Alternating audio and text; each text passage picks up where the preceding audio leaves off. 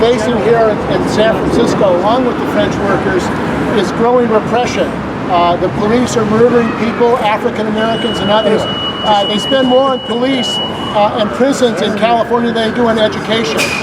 And what does it say about this country, about California, this rich state, that more money is being spent on prisons and police than education? I say we pay people to go to school. We should close these prisons and put them in education in schools.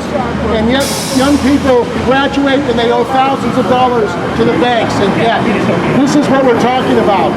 Education in capitalism is for profit, and that's what they're interested in. So one of our speakers today is a member of my union, the Newspaper Guild, a retired member, a typesetter. Welcome, John Holmes. Hi there. I was in France in June. There was a rail strike. There's a rail strike. Maybe the yellow jacket is here. Can you hear me? You didn't want to. Actually, heck, I'm loud. I don't know.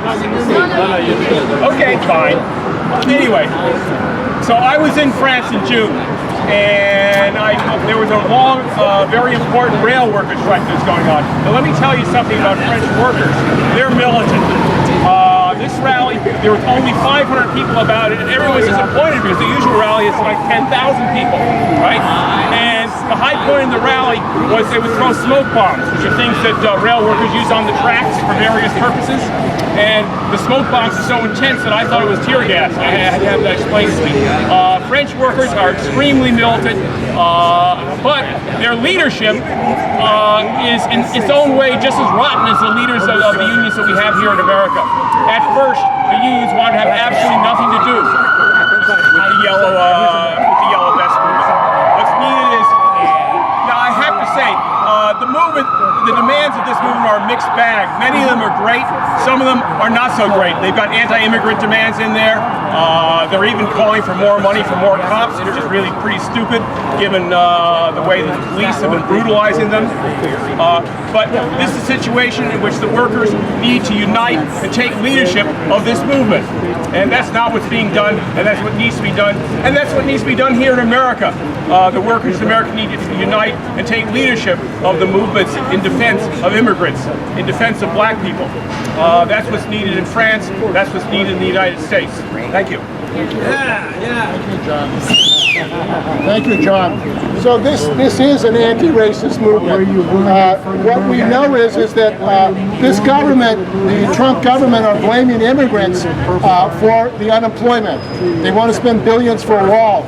But the fact of the matter is the United States and Hillary Clinton was involved in the Honduran coup to put in a military government, which led to people being forced to come to this country. NAFTA, which the Democrats and Republicans have supported to get it passed, NAFTA led to the privatization of the land, the ejidos, so farm workers couldn't make a living. They were forced to immigrate to the United States. They get kicked out of the United States, and now they're working as slave labor in San Quintin. Corporate trade agreements that Macron and that Trump and the Democrats support are anti-labor, are anti-working class. What they're about is making more profit. What they're about is destroying jobs, outsourcing, privatization of jobs. And Trump promised people in the United States he was going to create jobs. What happened to General Motors? What happened to General Motors? They closed down their plants. That's what happened to General Motors, because they're interested in profit. General Motors builds more cars in China than they do in the United States. So we're talking about not American capital, we're talking about international capital. That's really what's going on in this country. There's a struggle against international capital and the multinationals, and that's why the struggle of the French working class is important, because they are struggling against the same things.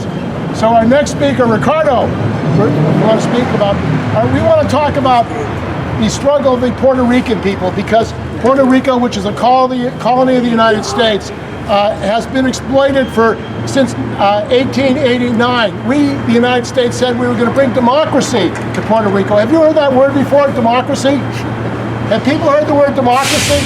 Well, the United States has been telling people that in Puerto Rico we were going to bring democracy, in the Philippines and in Cuba.